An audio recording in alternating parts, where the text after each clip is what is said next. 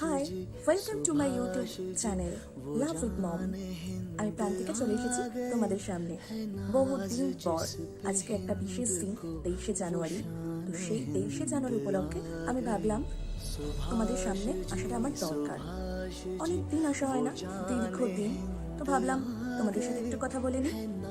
কথা তো বলবো, সেই সঙ্গে আজকে নেতাজিকে নিয়ে আমার কিছু কবিতা এবং কিছু বক্তব্য তোমাদের সামনে তুলে ধরব।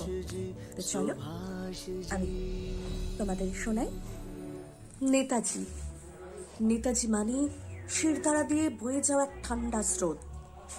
নেতাজি মানে বীর বিপ্লবী, ভারত মাতার বীর সন্তান।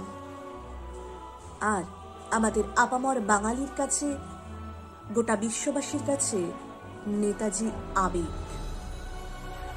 এই নেতাজি বীর বিপ্লবী। আজ নেতাজির 125তম জন্মদিনে আমার তোমাদের কাছে ছোট্ট প্রয়াস। একটি নামে শহর গ্রামে বীর সুভাষ, স্বাধীনতার সূর্য শিখা বীর সুভাষ। একটি নামে অশ্রু ঘামে রুদ্ধরোষ, দেশপ্রেমের দীপ্ত প্রদীপ সুভাষ বোস। একটি নামে ডাইনে বামে ভীষণ ভিড়, দুঃখে সুখে থাকবে বুকে সুভাষ বীর।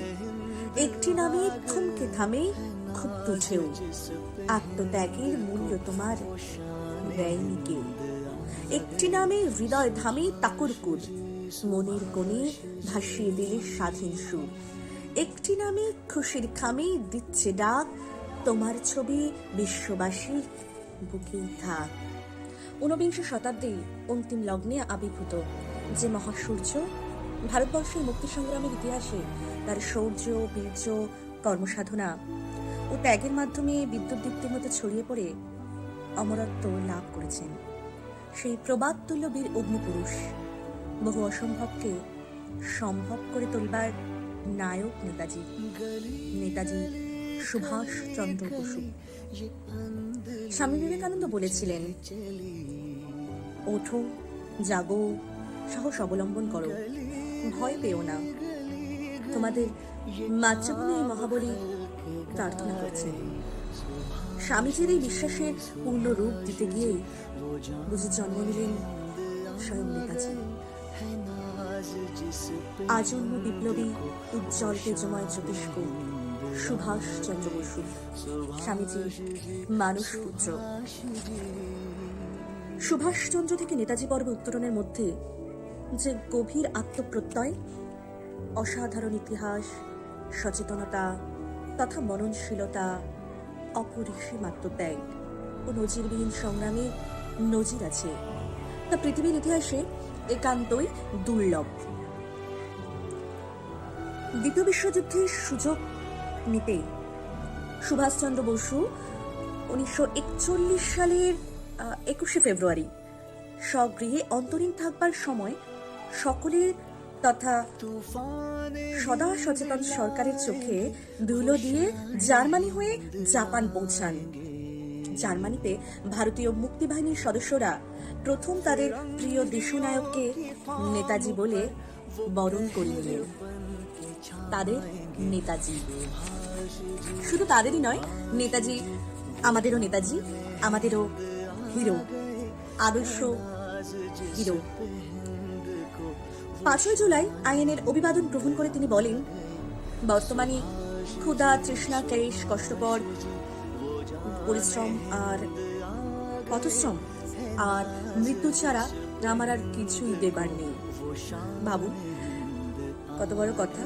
তবে জীবনে মরণে আপনারা আমাকে অনুসরণ করলে মুক্তির বিজয় পথে আপনাদের নিয়ে যাব। কতটা কতটা আত্মবল থাকলে, মনোবল থাকলে এই কথাগুলো ভুলে যায়। 25শে আগস্ট রাসবিহারী বসুর হাত থেকে আনুষ্ঠানিকভাবে আইএনএর সর্বময় কর্তৃত্ব গ্রহণ করে নেতাজি নতুনভাবে গড়ে তোলেন আজাদ হিন্দ ফৌজ। এই সময় বেতারে ঘোষিত হয় তার দৃপ্তকণ্ঠের আহ্বান, তোমরা আমাকে রক্ত দাও, আমি তোমাদের স্বাধীনতা দেব। আমি বলছি এখন আমারই গায়ে কাটা দিয়ে উঠছে। 21শে অক্টোবর 1943 আজাদ হিন্দ সরকারের প্রতিষ্ঠা দিবস। নেতাজি বললেন, ঈশ্বরের নামে আমি আজ এই পবিত্র শপথ গ্রহণ করছি যে আমি সুভাষচন্দ্র বসু আমার জীবনের শেষ দিন পর্যন্ত এই পবিত্র সংগ্রাম চালিয়ে যাব। কতটা দেশ মাকে ভালোবাসলে, দেশের মানুষকে ভালোবাসলে এই কথাগুলো বলা যায়, এবং সেটা সদর্পে, বীর গর্বে। সেই বছরের 23শে অক্টোবর ব্রিটেন ও মার্কিন যুক্তরাষ্ট্রের বিরুদ্ধে আজাদ সৈন্যবাহিনী যুদ্ধ ঘোষণা করে, এবং সেই দিন রাত 12টায় ভারতের বেতার তরঙ্গে ভেসে আসে সুভাষচন্দ্রের দৃঢ় কঠিন কণ্ঠস্বর, দিল্লির পথ স্বাধীনতার পথ, চলো দিল্লি, দিল্লি চলো। 1945 সালে জাতির উদ্দেশ্যে শেষ বার্তায় নেতাজি বলেন, ভারতবর্ষের নিয়তির উপর মুহূর্তের জন্য বিশ্বাস হারিও না। তখনও মনোবল কি অটুট। যেখানে আমরা অল্পেতেই ভেঙে পড়ি, সেইখানে তিনি এত বড় একটা কথা বলেছেন। অসম্ভব মনের জোর তার। তিনি বিশ্বাস করতেন একদিন সেই দিন আসবেন, এবং তিনি স্বপ্ন দেখতেন। সেই স্বপ্নকে সার্থকভাবে চরিতার্থ করার জন্য তিনি এগিয়ে চলেছিলেন। তিনি বলেছিলেন, বিশ্বে এমন কোন শক্তি নাই যা ভারতবর্ষকে চিরদিন পদানত করে রাখতে পারে। ভারতবর্ষ স্বাধীন হবে এবং অচিরেই হবে। আর সত্যি তাই, ভারতবর্ষ স্বাধীন হয়েছে 1947 সালে। এখন আপনারা বলতে পারেন বা তোমরা বলতে পারো যে সত্যি কি ভারতবর্ষ স্বাধীন হয়েছে? হ্যাঁ, হয়নি, তার অন্য একটা কারণ, অন্য একটা ব্যাখ্যা। কিন্তু তিনি যে স্বপ্নটা দেখেছিলেন ব্রিটিশ শাসককে এই সমাজ থেকে দূরে সরিয়ে দেবেন, এবং আমরা ভারতবাসীরা যেদিন মাথা উঁচু করে বলবো, হ্যাঁ আমাদের দেশ স্বাধীন, আমরা স্বাধীন ভারতের নাগরিক, সেই স্বপ্নটা তিনি দেখেছিলেন। এবং সেই স্বপ্নটাকে চরিতার্থ বাস্তবে করার জন্য তার এই প্রয়াস, তার এই বিপ্লব। তো যাই হোক, সত্যি ভারত মাতার বিপ্লবীর সন্তান তিনি। সুভাষচন্দ্রের বাসনা চরিতার্থ হয়ে অচিরেই ভারত স্বাধীনতা লাভ করেছে। আমরা আজ স্বাধীন ভারতের নাগরিক। নেতার নেতা সুভাষচন্দ্র, সবাই তাকে চেনে। দেশকে স্বাধীন করার ব্রতে স্বপ্ন দেখান তিনি। সবার প্রিয় সুভাষচন্দ্র, কোথায় আছো তুমি? সাগর পাহাড় খেদে আকুল, কাঁদে ভারত ভূমি। তোমার পাথরে দিয়েছি মালা, এত মালা, এত ফুল, তুমি ঢাকা পড়ে গেছো। তুমি পাথর না হলে রাগ করতে। 56 বছর আগের এক মধ্যরাতে এলগিন রোডের 3 তলার ঘরে আলো জ্বলছিল। চাদর গায়ে এক ছায়া মূর্তি পায়চারি করছিল অবিরাম। বাইরের রাস্তায় ইংরেজ পুলিশের চর সতর্ক সজাগ চোখে দেখছিল তার সব সতর্কতাকে বুদ্ধি বানিয়ে তুমি তখন অন্ধকার চিরে ছুটে চলেছ আলোর পথে।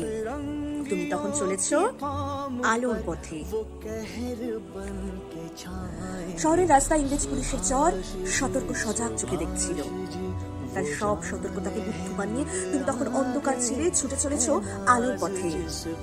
দেশের মানুষ কাকপক্ষী কেউ টের পায়নি।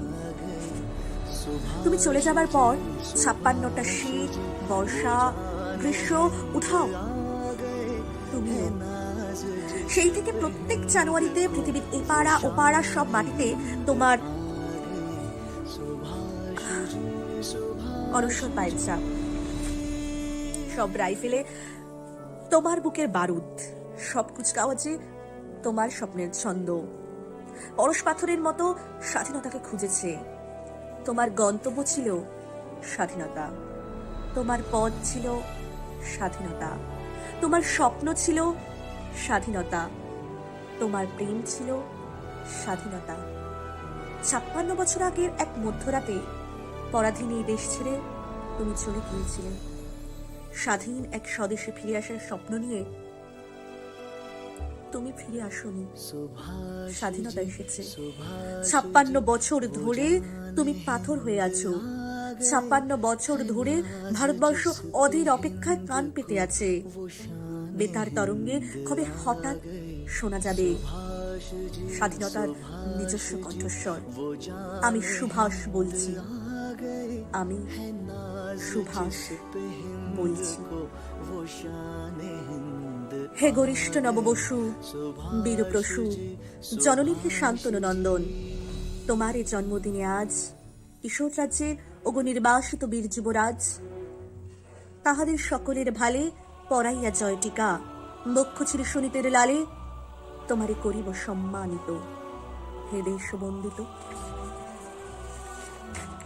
নেতাজি, তুমি ভালো থেকো আর সবাইকে ভালো রেখো। আশীর্বাদ করো যাতে তোমার আদর্শে এই যুব সমাজ আলোকিত হয়। তোমার স্বপ্নে দেখা সেই স্বপ্নকে নিয়ে যাতে আমরা এগিয়ে চলতে পারি আরো সামনের দিকে। তোমার স্বপ্ন যেন আমাদেরও পাথেয় হোক।